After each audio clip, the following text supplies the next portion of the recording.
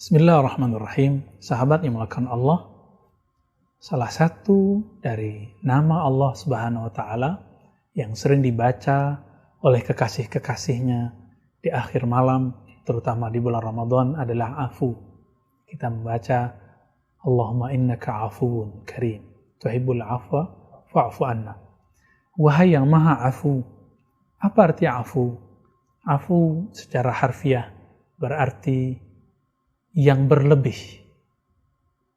Ketika orang-orang bertanya kepada Sayyidina Nabi SAW, yas'alunaka madza yunfikun, mereka bertanya tentang apakah yang mereka infakkan.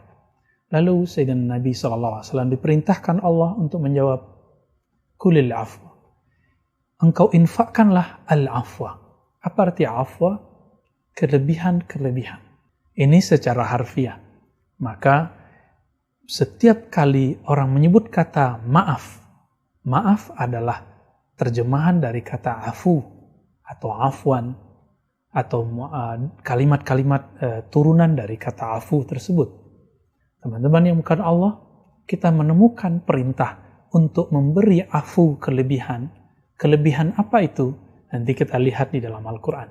Di dalam surat At-Taghabun, Allah Subhanahu wa Ta'ala mengatakan, wahai orang-orang beriman, sesungguhnya pasangan-pasanganmu dan anak-anakmu aduwwul lakum.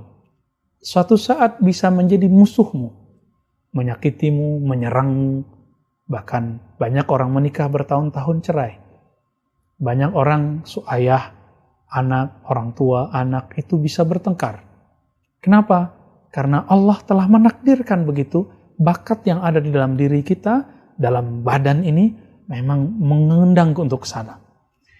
Akhirnya Allah mengatakan, memberikan jalan keluar.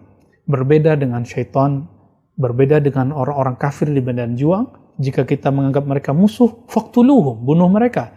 Tapi musuh dalam bab ini, itu musuh dalam bab nafsiyah, psikologis. Musuh dalam jiwa kita. Sehingga ketika kita bermusuhan dengan keluarga kita, orang-orang terdekat kita, teman-teman kita, itu bukan dengan membunuhnya. Tapi apa kata Allah? Fahdharuhum, maka hati-hatilah kamu. Wa'fu wasfahu waghfiru. Jadi Allah mengatakan wa'fu. Jadi diberikan tahapan. Hendaklah engkau meniru sifat Allah, yaitu afu. Nama Allah afu. Berjiwa besar. Kita kemudian memaafkannya. Tapi maaf dalam bahasa Arab itu konotasinya sangat berat.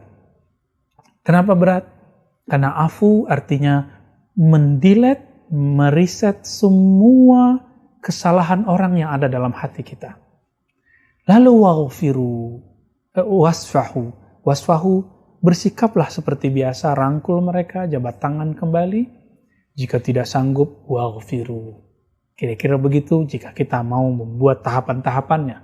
Ini hanya salah satu tafsir, barangkali pasti ada tafsir di luar ini. Apa arti waghfiru? Waghfiru ini seperti kita menulis dalam satu kertas, tapi tidak bisa dihapus. Dia hanya bisa ditipek, masih ada bekasnya. Bekas-bekas inilah yang disebut waghfiru. Waghfiru ini menambal atau menutup, tapi tetap ada barangnya. Ini adalah tahapan-tahapan orang yang ingin memberi maaf ketika berinteraksi dengan orang yang pernah berkonfrontasi dengannya, bermusuhan dengannya. Jadi teman-teman, apakah boleh seseorang memaafkan orang lain, tapi masih ada kenangan di dalam hatinya, kenangan sakit hati? Kita tidak ingin mengatakan boleh, tapi pada faktanya memang ada. Bahkan Sayyidina Nabi SAW, suatu kali beliau mengatakan kepada Al-Wahsy. Al-Wahsy ini orang yang dulu menombak Sayyidina Hamzah ketika perang Uhud. Sehingga Sayyidina Hamzah terkapar, darahnya mengalir, membasahi padangnya Uhud. Itulah sebabnya kenapa padang Uhud ini boleh disebut tempat gugurnya Sayyidina Hamzah. Saifullah, singanya Allah, pedangnya Allah di saat itu. Setiap kali melihat Wahsy, Nabi memaafkan beliau. Secara nafsiyah, tapi biasanya ruhani seseorang ketika disakiti itu dia merasa menjerit, jeritan itu didengar oleh Allah Subhanahu wa taala, ini mungkin yang tidak bisa hilang. Cuma dia mampu memaafkannya. Kemampuan Nabi memaafkan itu, tapi tidak bisa dihalangi ketika memandang Wahsy, terbayanglah tombak yang menusuk dadanya Hamzah. Maka beliau minta tolong kepada Wahsy, wahai Wahsy, tolong engkau duduk di belakang tembok, di belakang tiang. Kenapa? Karena beliau tidak mau terkenang dengan kematiannya Hamzah. Bukanlah Nabi Muhammad SAW, beliau merasa dendam, tidak. Beliau hanya teringat pamannya. Beliau selalu menangis ketika ingat pamannya, Sayyidina Hamzah radhiyallahu ta'ala anhu.